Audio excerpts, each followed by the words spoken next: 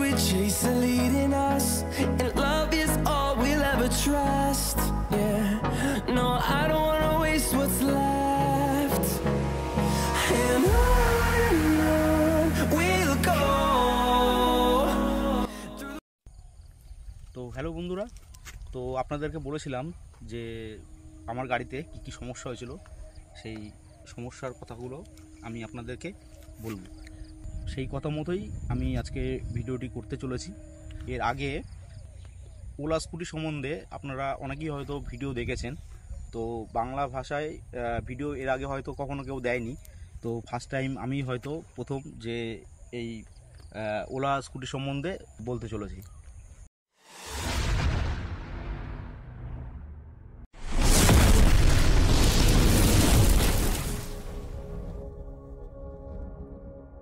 First যে সমস্যাটি সম্মুখীন আমি হয়েছিলাম সেটা হলো, আমি আমার বন্ধুকে নিয়ে গাড়ি চালাচ্ছি, 36 বা 35 এবং কিছু একটা হবে ওরকম চার্জ আছে। তো গাড়ি চালাচ্ছি, চালাতে চালাতে হঠাৎ দেখি 30% চলে আসলো। 1 মিনিট মতন বাদেই গাড়ি চলতে চলতে দেখি একটা বিপ শব্দ হচ্ছে। বিপ শব্দ হতে হতে গাড়িটি ফট করে বন্ধ হয়ে গেল। একরকমভাবে চেষ্টা করি স্টার্ট দেওয়ার জন্য, তো গাড়ি কিছুতেই আর অন হলো না, অন আমি করতে পারলাম না। তো কিসমত একটু ভালো ছিল, বাড়ির আশেপাশেই ছিলাম আমি 1 কিলোমিটারের মধ্যে। তো আমি লাস্টে গিয়ে হাঁটতে হাঁটতে মানে বাড়িতে নিয়ে যাই আর কি গাড়িটিকে। তো সেকেন্ড প্রবলেম যেটা হয়েছিল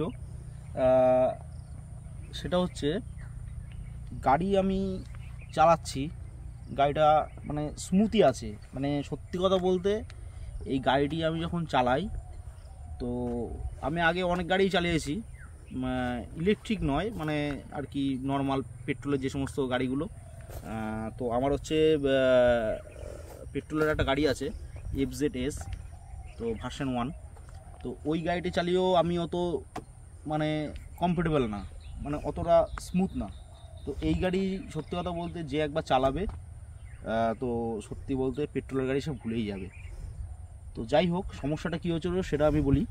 গাড়িটি চালাচ্ছি, মানে এই স্কুটিটি চালাচ্ছি, আমি চালাতে চালাতে হঠাৎ কীরকম একটা বাঁধো বাঁধো ফিল হচ্ছে, মনে হচ্ছে পেছন দিক দিয়ে কে যেন হালকা টেনে ধরেছে। এরকম একটা সমস্যার মধ্যে আমাকে পড়তে হয়েছিল।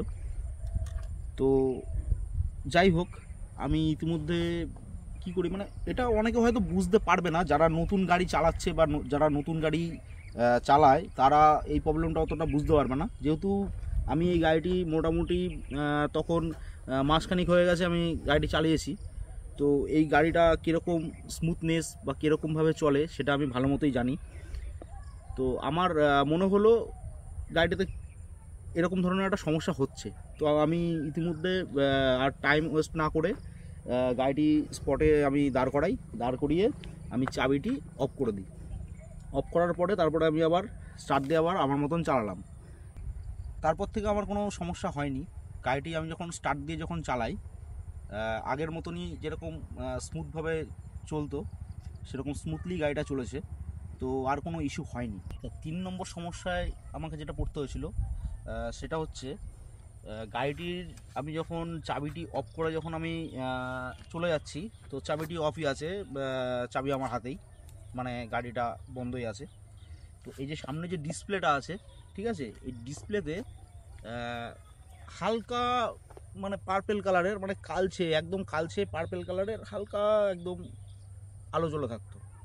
ঠিক আছে, সেটা একদম কন্টিনিউ জ্বলে থাকতো না, মানে জ্বলতো নিভতো, এরকম মিনিটে 2বার এরকম দেখা যেত, মানে হালকা জ্বলতো আবার বন্ধ হয়ে যেত। এই সমস্যাটা আমাকে পড়তে হয়েছে। আচ্ছা, 4 নম্বর সমস্যা আমাকে যেটা পড়তে হয়েছিল, আমি বাড়ি থেকে বেরিয়েছি, বেরোনোর পরে যাই হোক একটা চায়ের দোকানে আমি চা খেতে এসেছিলাম, আমার বন্ধুর সাথে আমি চা খেতে এসেছিলাম। তো গাড়িটি 10 মিনিটের জন্য ওখানে দাঁড় করানো ছিল রোদের মধ্যে, এরকমই রোদ ছিল। পরে আমি যখন স্কুটিটি যখন অন করি, তখন দেখছি স্কুটি অন হচ্ছে না, মানে ডিসপ্লেতে লাইটও জ্বলছে না এবং গাড়িটি অনও হচ্ছে না। সম্ভবত এটা হিটিং একটা ইস্যু হয়ে গেছিলো। তো আমার মাথায় তখন চলে আসে যে হয়তো হিট হয়ে গেছে গাড়িটা, এই জন্য হয়তো গাড়ি অন হচ্ছে না, যেহেতু ইলেকট্রনিক্স প্রোডাক্ট সমস্যা হতেই পারে। তো আমি তখন স্কুটিটা নিয়ে 2 মিনিটের জন্য ছাওয়া জায়গায় যাই। তো ছাওয়া জায়গায় যখন আমি যাই তখন তারপরে চাবিটি যখনই আমি অন করি, ডান, তখন অন হয়ে গেল, আর কোনো সমস্যা হয়নি। নাম্বার 5 নম্বর যে সমস্যাটা আমাকে পড়তে হয়েছিল সেটা তোমরা সবাই জানো, এর আগের ভিডিওতে আমি ওটা দিয়েছিলাম। তো সমস্যাটা কি হয়েছিল, আমি বাড়ি থেকে বেরোনোর সময় চাবিটি দিয়ে অন করি, তখন দেখছি এই যে সুইচটা দিলাম একটা আওয়াজ হচ্ছে। আবার দেখুন, খেয়াল করুন, আমি যে অন করলাম একটা আওয়াজ হলো, এই আওয়াজটা হয়নি। আর এই যে মিটারটা, এই যে ডিজিটাল মিটারটা, এই মিটারটা শো হচ্ছিল না। এই যে ব্যাকগ্রাউন্ডে যে ব্ল্যাক যে স্ক্রিনটা, এই ব্ল্যাক স্ক্রিনটা কিন্তু ব্ল্যাক না, এটা এখন হয়তো ঠিক বোঝানো যাচ্ছে না, ক্যামেরায় অতটা আসছে না। তো এটি একদম পুরো পিওর অন্ধকারে গেলে এটা হালকা মানে ডার্ক পার্পেল কালারের একটা কালার একটা আছে এর মধ্যে, তো ওই কালারটা শুধুমাত্র জ্বলছিল। তো এই কালারগুলো মানে এই মিটারটা শো হচ্ছিল না।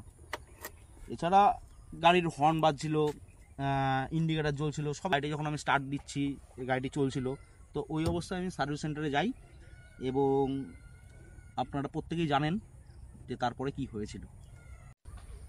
তো ভিডিওটি আর বড় করলাম না।